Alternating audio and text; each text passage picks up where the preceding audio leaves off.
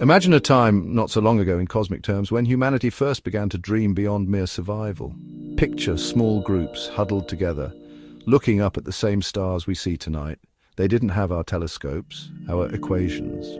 Yet they possessed an insatiable curiosity, a spark that would ignite the first great civilizations. Consider this: the oldest known story, the Epic of Gilgamesh, was etched onto clay tablets thousands of years ago in Mesopotamia. It speaks of kings, gods, and the search for immortality. These weren't just primitive tales. They were humanity's first attempts to grapple with the big questions, the very same questions that echo in our minds today.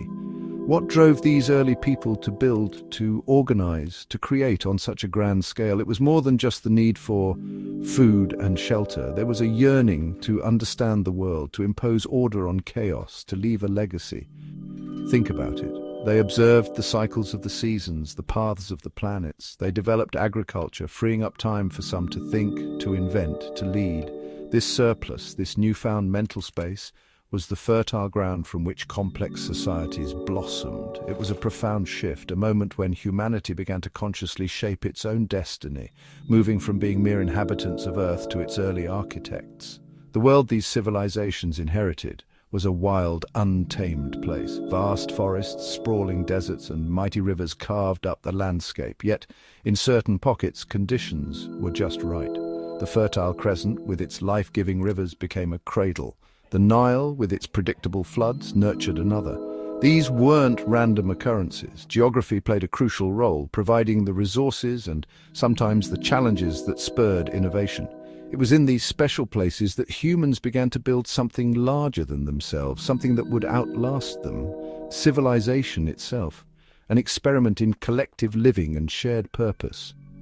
These epic moments weren't isolated flashes of brilliance destined to fade into obscurity.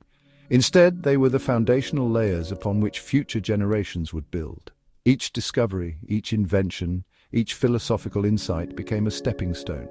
The knowledge of one civilization often flowed, sometimes trickled into the next. It was the beginning of a great human conversation, a continuous thread of learning and adaptation. The story of ancient civilizations is not just about their individual glories, it's about the dawn of a collective human consciousness, a journey that continues with us right now, hurtling through space on this pale blue dot. Let's journey first to Mesopotamia, the land between the rivers, the Tigris and Euphrates. Here in what is now modern-day Iraq, cities like Ur and Babylon rose from the dusty plains. Why here? Because the rivers provided water for irrigation, leading to bountiful harvests. This agricultural revolution meant not everyone had to farm. Some could become priests, scribes, rulers, artisans. This specialization allowed for the development of writing cuneiform script, initially for keeping records of grain and goods. But soon it was used for laws, literature, and astronomical observations. They built ziggurats, massive stepped pyramids, reaching for the heavens, perhaps trying to understand their place in the cosmos and appease their powerful gods. Then cast your gaze towards Egypt, a civilization utterly defined by the Nile River. Herodotus, the ancient Greek historian, famously called Egypt the gift of the Nile. Its predictable annual floods deposited fertile black silt, creating a narrow strip of incredibly productive land in an otherwise harsh desert. This allowed for a stable food supply and a centralized state ruled by pharaohs, considered living gods. Their power was immense, enabling them to marshal vast resources for colossal building projects like the pyramids at Giza. These weren't just tombs, they were statements of power, belief in an afterlife, and incredible feats of engineering and organization, all aligned with celestial bodies. Now let's sail across the Mediterranean to ancient Greece.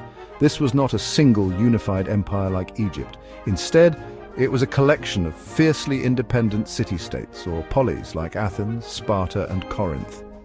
Surrounded by mountains and sea, they developed unique cultures and systems of governance. Athens, for instance, experimented with a radical new idea: democracy, or rule by the people. Though limited by today's standards, it was a revolutionary concept. The Greeks also gave us philosophy, with thinkers like Socrates, Plato, and Aristotle questioning the nature of reality, ethics, and politics. Their intellectual curiosity laid the groundwork for Western thought, encouraging debate and rational inquiry. Finally, we arrive in Rome. Legend says it was founded by twin brothers suckled by a she-wolf. From these mythical beginnings, Rome grew from a small city-state on the Italian peninsula into a vast empire that dominated the Mediterranean world for centuries. Its rise was fueled by a disciplined and adaptable military, sophisticated engineering, and a remarkable ability to absorb and integrate conquered peoples and their cultures. The Roman Republic, with its emphasis on law and civic duty, eventually gave way to the empire under powerful emperors. Their legions marched, their engineers built roads and aqueducts, and their administrators governed a diverse and sprawling domain, leaving an indelible mark. Think about your day. When you check the time, you're using a system with roots in Mesopotamia. They divided the hour into 60 minutes and the minute into 60 seconds. The 360 degrees in a circle, that's them too. Their invention of the wheel revolutionized transport and pottery making. The sailboat, another of their innovations, opened up waterways for trade and exploration.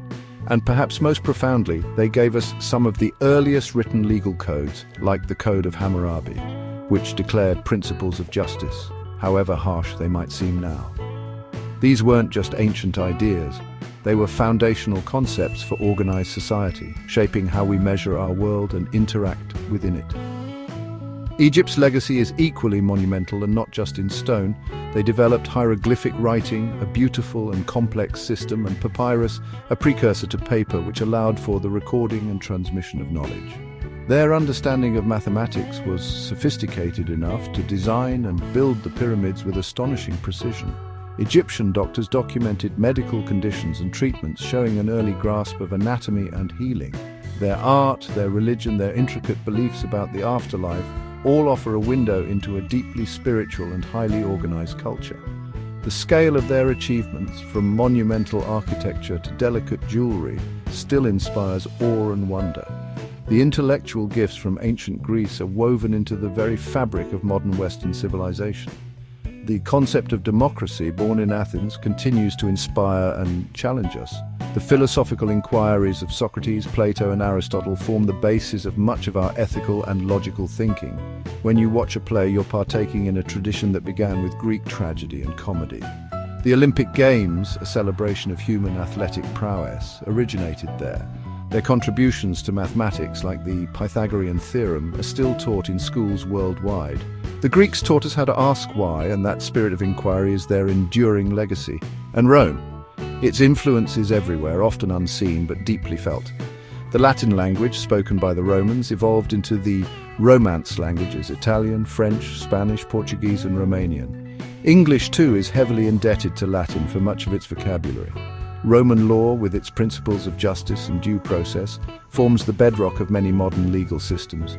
Their engineering marvels, roads that connected an empire, aqueducts that supplied cities with fresh water, and the innovative use of concrete showcase their practical genius. Even the calendar we use, the Julian calendar, later refined into the Gregorian, has Roman origins. Their ability to organize, govern, and build on an immense scale set a standard for centuries. Even the mightiest empires, however, are not eternal. Mesopotamia saw a succession of powers rise and fall. Sumerians, Akkadians, Babylonians, Assyrians. Egypt, despite its long stability, eventually succumbed to foreign invaders.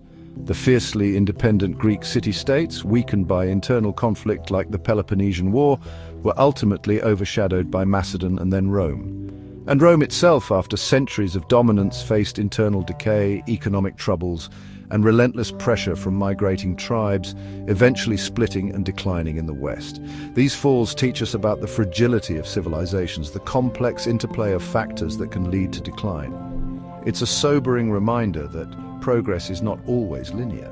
Yet to say these civilizations fell and vanished is too simple. It's not like a light switch being turned off.